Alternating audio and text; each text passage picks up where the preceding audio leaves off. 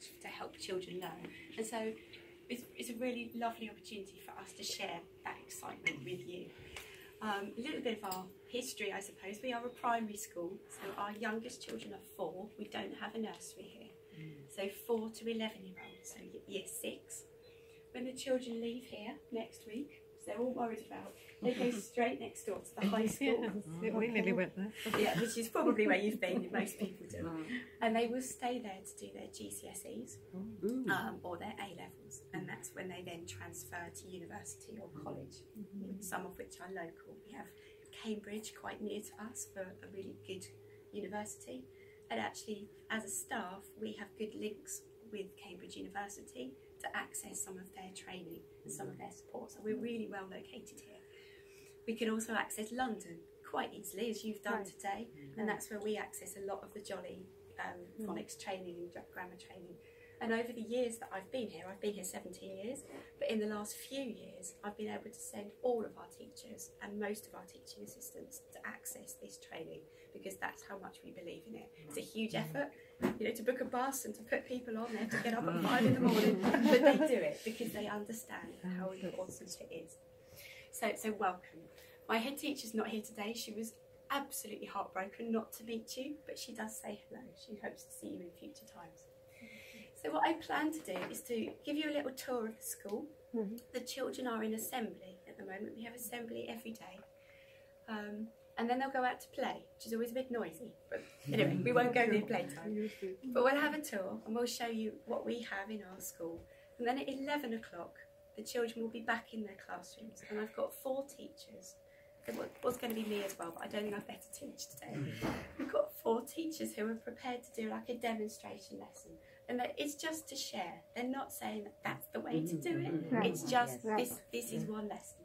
So they're trying to be really brave, but they're getting so don't scare them. I said they can have chocolate if they want. And a sticker.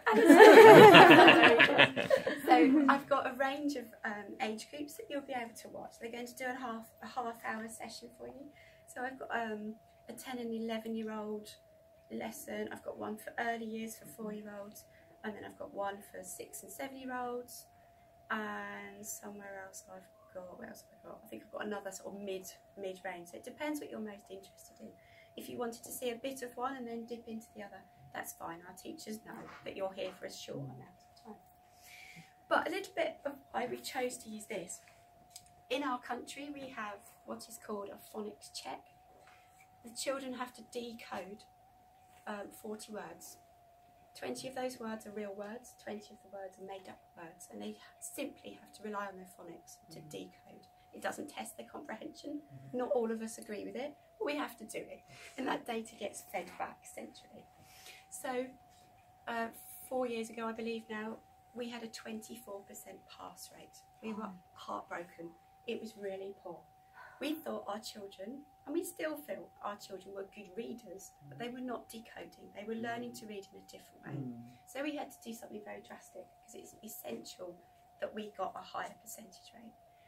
Now we'd always had these resources, and we always thought that they were really good. But what the staff here had not had is the intense training that you get from Jolly Learning. The 2-day training course that we can access for phonics and for grammar made the difference.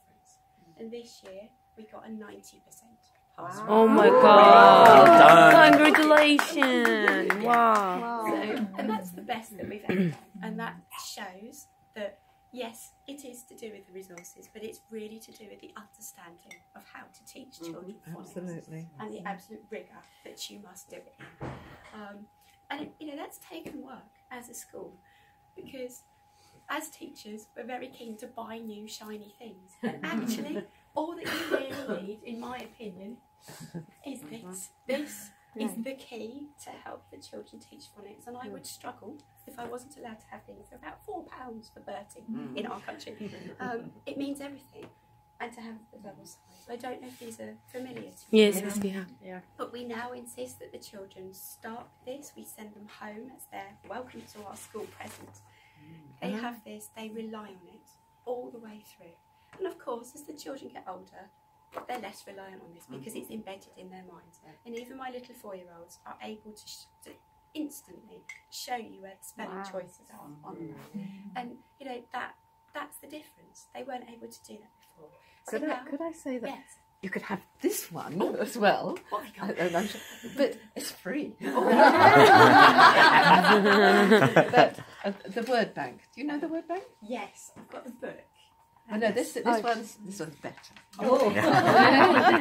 So basically, as you learn each letter sound, more words become available. Wonderful. So if you've got up to here, you can then say I can use any of those Yes. and get them on the board quickly. Fabulous. So Is that on the internet? I've seen that. it is on. Yes. If you go to Jolly Resources, That's it's on there. It's yes. wonderful. Those resources on the website are really, really valuable. So And that one's access quite them. a nice one. Lovely. You do know that one? Yes, that's really useful. You've got that, have you? Yes, we have got that. Okay. Yes. Yeah. Yes. So then I think that's enough.